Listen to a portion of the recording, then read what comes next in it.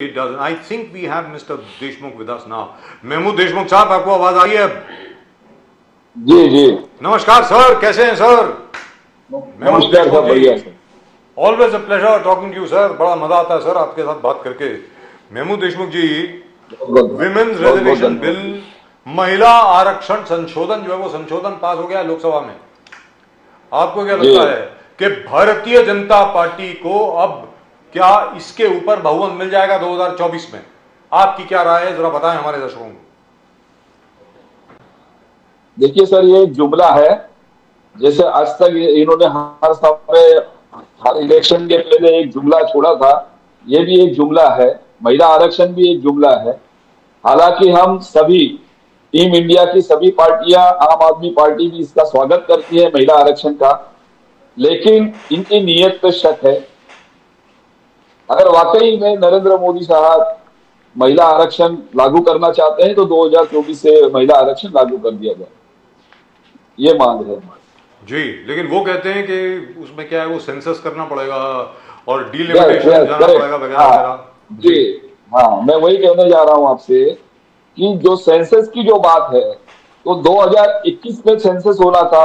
हर 10 साल के बाद में हमारे देश में जनगणना होती है. जो 2021 में होना चाहिए था, वो कोरोना काल की वजह से, कोरोना की वजह से वो नहीं हो पाया.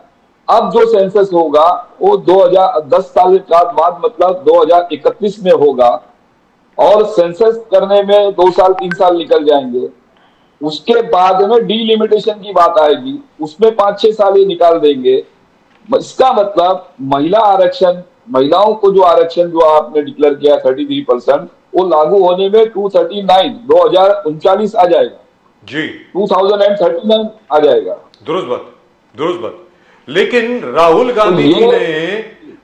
गांधी जी ने और कुछ आम आदमी पार्टी के लोगों ने ये भी कहा है, इसमें आम आदमी पार्टी के भी कुछ लोग हैं जिन्होंने ये कहा है कि भाई जो 2011 का डेटा आपके पास पड़ा है, जो आप रिलीज नहीं कर रहे हैं, अरे उसके हिसाब से दे दो. अभी अब हम भी यही कह रहे हैं ना, हम भी यही कह रहे हैं कि 2011 का जो डेटा है वो ले लीजिए और 2024 में महिलाओं को आरक्षण दे दीजिए. अगर वाकई में आपकी नीयत साफ है ना, तो आप महिलाओं को, हम तो वेलकम कर रहे हैं. हम तो चाहते हैं 2026 और 27 तक क्यों इंतजार करना है, 29 तक क्यों इंतजार करना है. 2024 में ही हमारी बहनों को, बेटियों को, माओं को मतलब रिजर्वेशन मिल जाना चाहिए. तो कहने का मतलब ये हुआ, ये अनाउंसमेंट है, घोषणा है, अनाउंसमेंट है, जुमला है सर. ये चुनावी जुमला है 2024 का. ये चाहते हैं, देखिए मैं आपके चैनल के माध्यम से एक बात कहना चाहता हूं कि जब से टीम इंडिया बनी हुई है, इनके पैर के नीचे से जमीन सरक रही है और ये अलग अलग शगुफे छोड़ रहे हैं, और उसी का एक नतीजा है, एक हिस्सा है ये कि इन्होंने अभी मतलब एक महिला आरक्षण बिल लाया हुआ है. बल्कि इनकी नीयत के ऊपर शक है. और आरक्षण बिल को पास करते वक्त भारतीय जनता पार्टी के वोटर्स में एक बड़ा प्रमुख चेहरा भी था. आदरणीय सम्मानीय ब्रिजभूषण जी भी थे उसमें, जिन्होंने महिला आरक्षण के लिए वोट दिया है. आप समझ सकते हैं कि महिलाओं के प्रति उनके विचार कैसे हैं, उनका रिकॉर्ड क्या रहा है. मैं वही कहना चाहता हूं, इनका चाल और चरित्र है ना, चाल अलग है, चरित्र अलग है, दिखावा कुछ और है. लेकिन यहां पर एक चीज है, स्पष्ट रूप से कहता हूं जी जी जी सर जी, यहां पर एक चीज है, महिलाओं के प्रति, सर आप कंप्लीट करें. इनके मन में कभी भी मतलब वो आदर की भावना नहीं रही है. आप इनका पिछला इतिहास उठाकर देख सकते हैं. महमूद देशमुख साहब, तो एक चीज है, एक पार्टी है जिसने अपने एजेंडा को छोड़ा नहीं, वो है आम आदमी पार्टी. कीमतों के ऊपर, गैस सिलेंडर की कीमत को लेकर के, बिजली को लेकर के 200 यूनिट फ्री, पंजाब में 300 यूनिट फ्री, पानी फ्री, उसके अलावा महिलाओं के लिए यात्रा फ्री, उसके अलावा जिसको भी कुछ भी करना हो, जैसे कि पिलग्रिमेज पे जाना हो, 4 धाम की यात्रा करनी हो, अयोध्या जाना हो, गोल्डन टेम्पल जाना हो, 60-65 साल की उम्र के जितने भी, अधेड़ उम्र के जितने भी लोग हैं उनको, उन सब के लिए फ्री.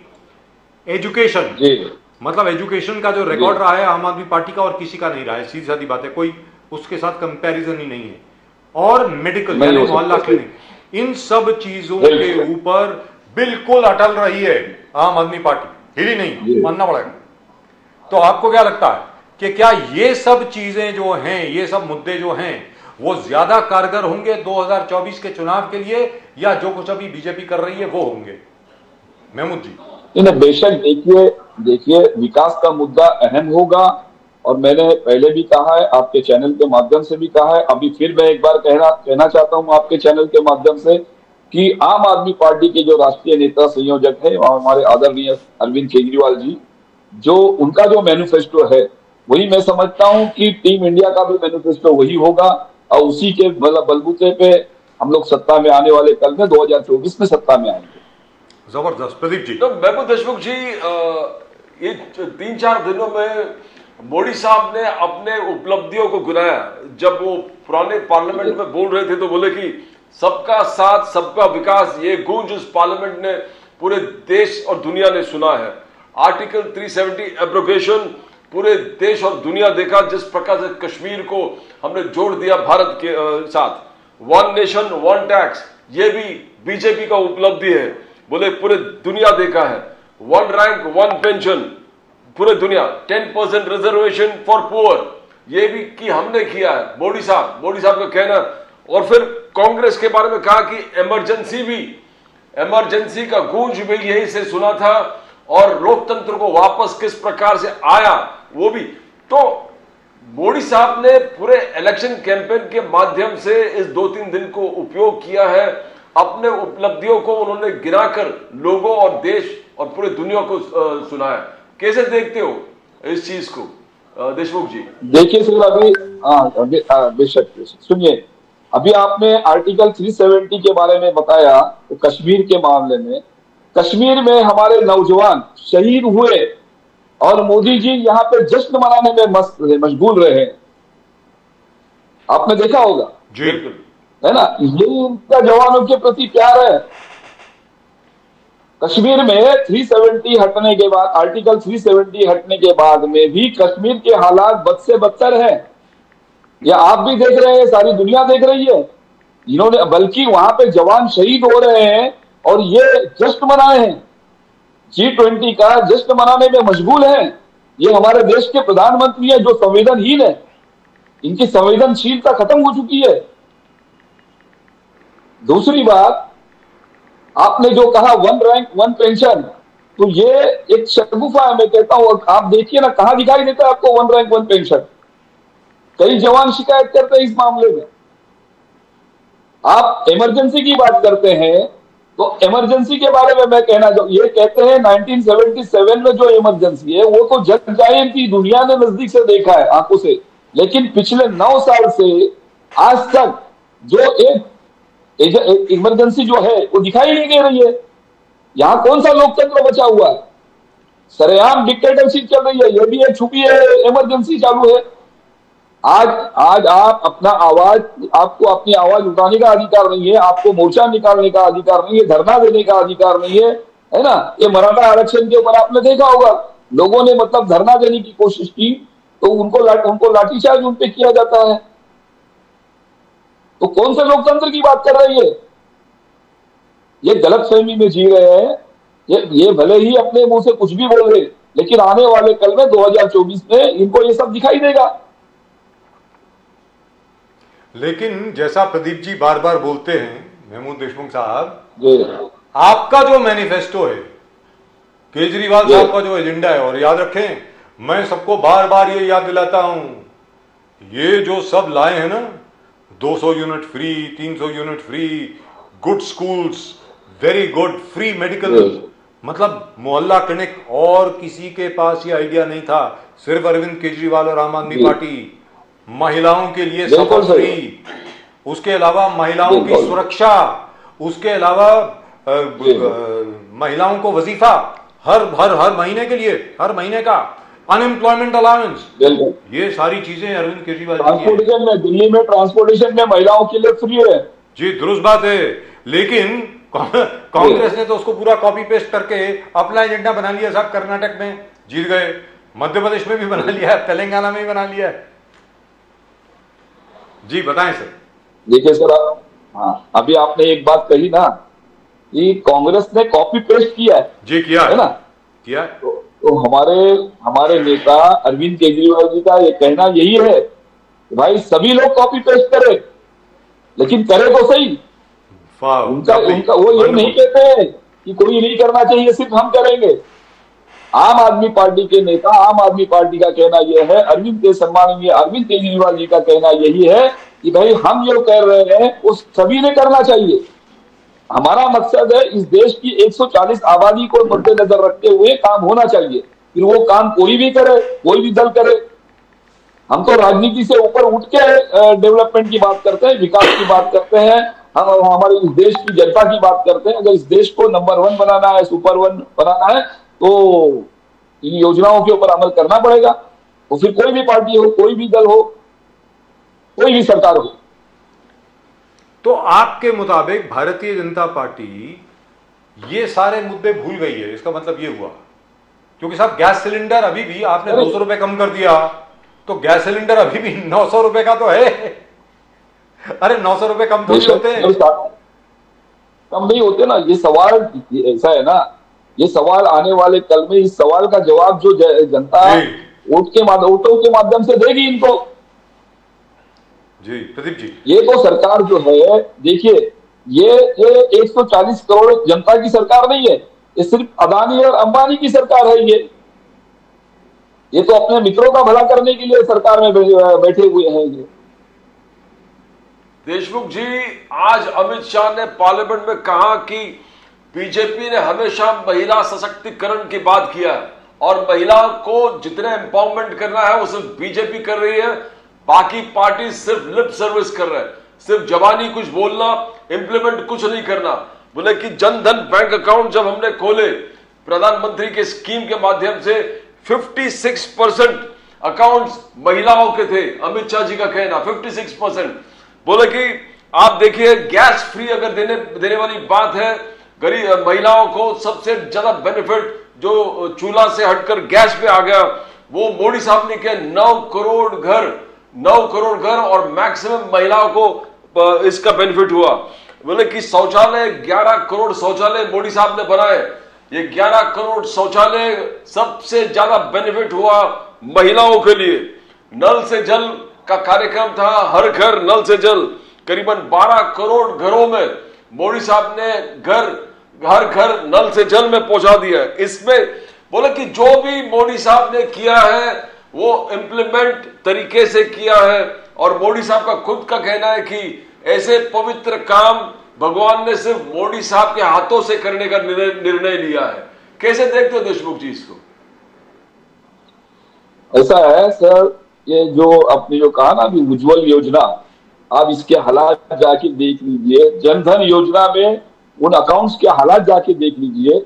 और सबसे अहम बात मैं आपसे कहना चाहता हूं, ये जो जल नल योजना जो है, नमामि गंगे योजना, उत्तर प्रदेश में सबसे बड़ा घोटाला, सबसे बड़ा स्कैम हुआ है जो जल नल योजना के तहत।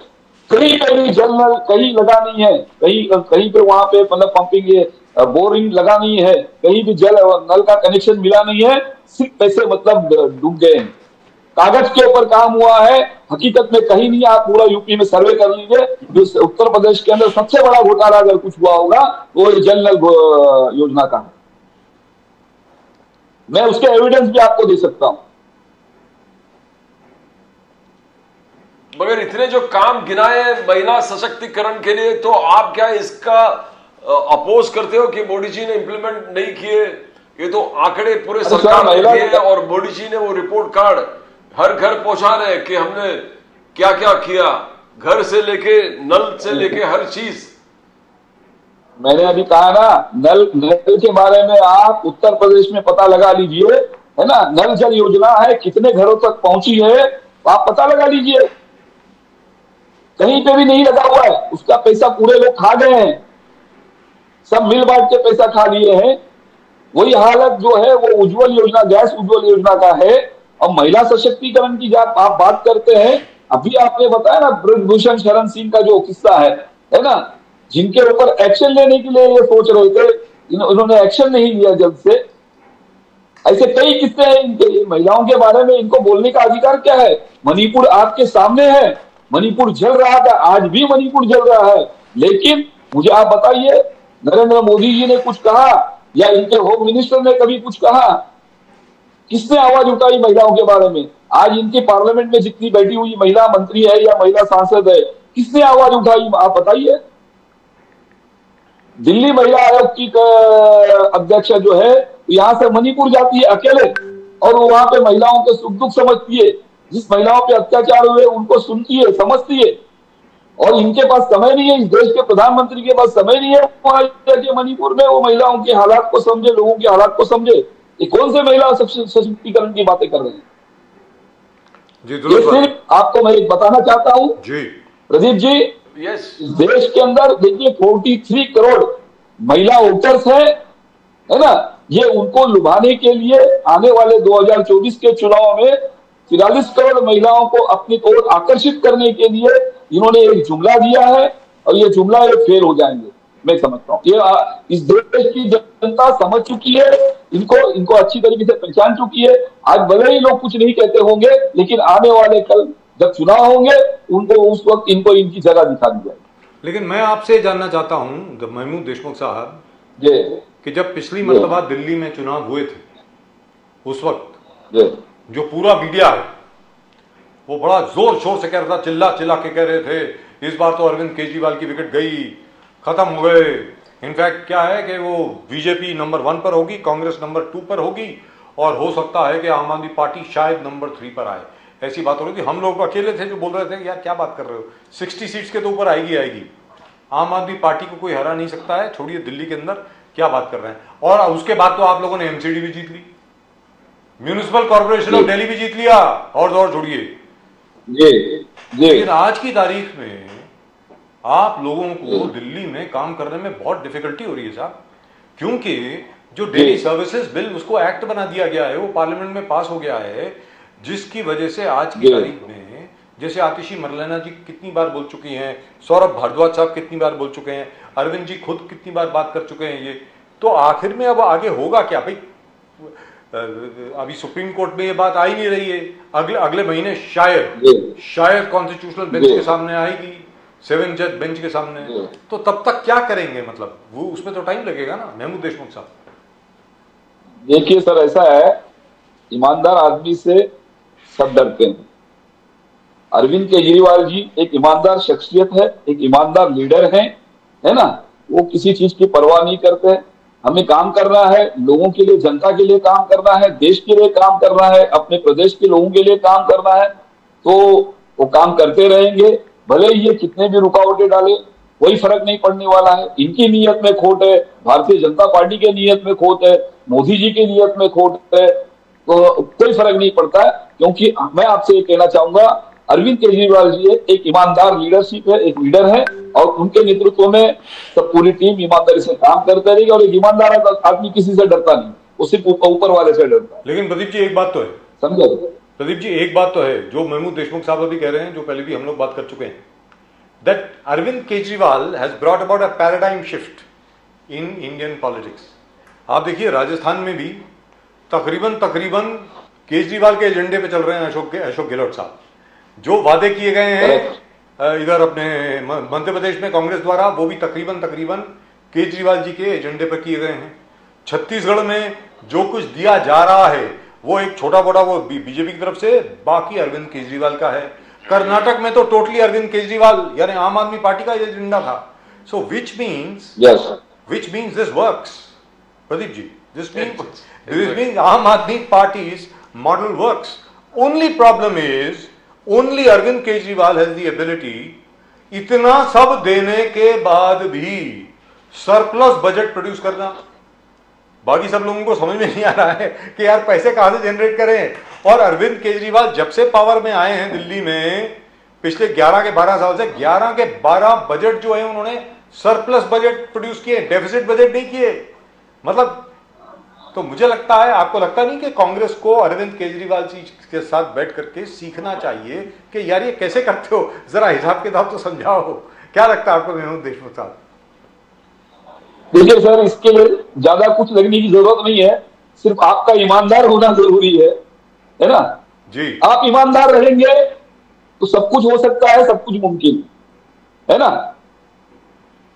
और तो और छोड़िए महमूद पंजाब देशमुख में जी भी, आज और तो और छोड़िए पंजाब में, जहां पर लोग मानते नहीं थे, सब लोग बोलते थे ये नहीं हो सकता, ये जो 300 यूनिट फ्री दिए हैं, उसके अलावा किसानों के लिए न जाने क्या कुछ दिया है, उसके अलावा और तो और छोड़िए पूरा का पूरा एक नई समिति बनाई है किसानों के लिए, और स्कूल्स बन रहे हैं, मोहल्ला क्लिनिक्स बन रहे हैं। मतलब उस वक्त हर एक को ये कह रहा था कि पंजाब में ये हो नहीं सकता है, अरे करके दिखा दिया भाई, मानना पड़ेगा, कोई दो राय नहीं है इस पे। बाकी आप जितनी मर्जी क्रिटिसिज्म कर लीजिए, बोले 24 करोड़ खर्च दिया घर पे, कुछ भी कर दिया, अरे यार अपना घर है, उसका क्या, अगला मुख्यमंत्री जो बनेगा वो रहेगा ना उसमें, महमूद देशमुख साहब। हाँ सही बात है जी जी। लेकिन पंजाब में भी जो आपने किया है वो बहुत जबरदस्त काम किया है, लगता है कि काफी मेहनत हो रही है वहां, लेकिन क्या ये मेहनत आप लोग कर पाएंगे? Will you be able to keep it up? कहने का मतलब इस लेवल पर आप लोग काम कर पाएंगे क्या, महमूद देशमुख जी? जी सॉरी, मैंने ये कहा कि जैसे दिल्ली में आपने काम किया, जिस प्रकार आप लोगों ने पंजाब में काम कर रहे हैं, क्या इस तरह का काम हर स्टेट में कर पाएंगे? देखिए कोशिश जारी है, देखिए कोशिश जारी है, जहां पे भी जनता, अब आपने एक तो बता दिया, ये कॉपी पेस्ट कर रहे हैं, ये तो मानते हैं ओरिजिनल जो है ना, ओरिजिनल मैनिफेस्टो जो है ये आम आदमी पार्टी का है, सम्माननीय अरविंद केजरीवाल जी का है, और सभी पार्टियां इसको कॉपी कर रही हैं, कॉपी पेस्ट करके अपने अपने जो स्टेट में इम्प्लीमेंट कर रही हैं। तो मैंने वो तो आखिर में डेवलप। महमूद जी, आज राहुल गांधी जी ने कहा कि पार्लियामेंट में कहा कि पूरे 90 जो सेक्रेटरीज हैं उसमें से 3 ओबीसी के हैं, ओनली 3। आगे जाके कहा कि ये 3 लोग सिर्फ 5% ऑफ बजट कंट्रोल करते हैं पूरे देश का, और ये ओबीसी की तरह अन्याय है मोदी सरकार का। मगर इस चीज, एक चीज यह है, मगर मोदी साहब, अमित शाह जी ने पूरे पार्लियामेंट को सुना दिया कि 85 एमपीज जो बीजेपी के हैं उनके टोटल में वो ओबीसी है, हाईएस्ट है, 29%, हाईएस्ट है। तो उनका आगे जाकर 37% तक आगे बोल रहा था। तो ये रिप्रेजेंटेशन जिस प्रकार से है, बोले कि अगर किसी को न्याय दिया है, ओबीसी को न्याय दिया है तो बीजेपी ने दिया है। इस चीज को कैसे, बिकॉज आखिरकार ओबीसी एक बहुत बड़ा सेगमेंट है देशमुख साहब, इसको आप नेगेट नहीं कर सकते, बट बीजेपी का कहना कि सबसे ज्यादा न्याय बीजेपी ने दिया है ओबीसी को। How do you see that? देखिए सर, ऐसा है ना, हम ये नहीं कहेंगे कि हमने मतलब ओबीसी को न्याय दिया, इसका मतलब ऐसा है कि सिर्फ ओबीसी को न्याय मिलना चाहिए, नहीं। आपको, आप केंद्र सरकार में बैठे हुए हैं, है ना, आप प्रधानमंत्री है, देश की सत्ता संभाले हुए, आपको तो 140 करोड़ आबादी को साथ में इंसाफ करना चाहिए, उनको न्याय देना चाहिए। आपका नजरिया सबके बारे में एक जैसा होना चाहिए, न कि मतलब ओबीसी के बारे में, एससी के बारे में, या ओपन के बारे में। ये सब बातें नहीं, बेहुदा बातें हैं, ये चीप पब्लिसिटी की बातें आप कर रहे हैं। भाई आपको 140 करोड़ की आबादी के लिए मतलब करना चाहिए आपके लिए, आपको तो। राइट, महमूद देशमुख साहब, बहुत बहुत धन्यवाद आपका हमारे साथ जुड़ने के लिए। Thank you so much sir, always a pleasure talking to you, keep up the good work. जी बोलिए सर, बोलिए प्लीज। ऐसा है, देखिए सर, एक बात मैं आपके माध्यम से और कहना चाहता हूं।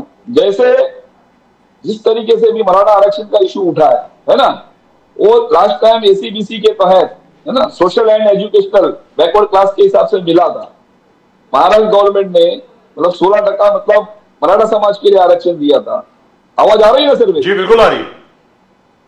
हाँ, और उसी के साथ में 4% माइनॉरिटी के लिए भी आरक्षण का प्रोविजन किया था जी।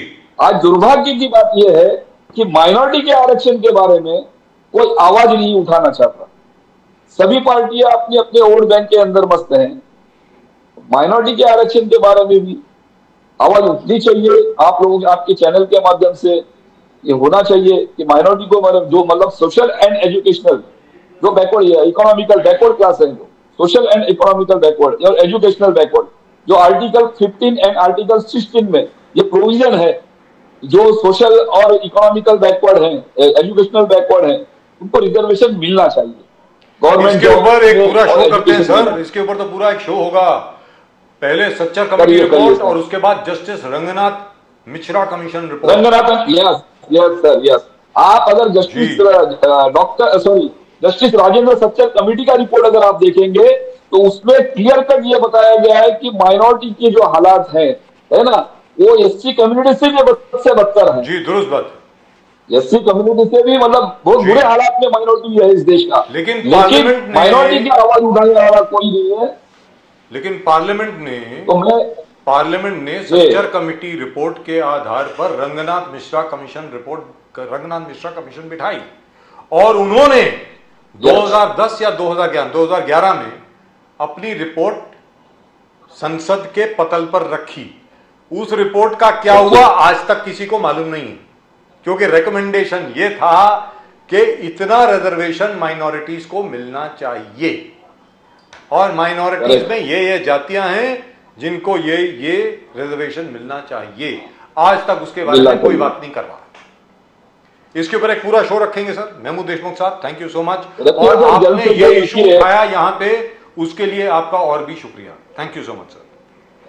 धन्यवाद धन्यवाद। नमस्कार सर। जय हिंद, जय महाराष्ट्र, जय हिंद, जय शिव, जय महाराष्ट्र। जल्द से जल्द मिलते हैं सर, इस इशू को उठाइए आप। जी बिल्कुल। वंदे मातरम।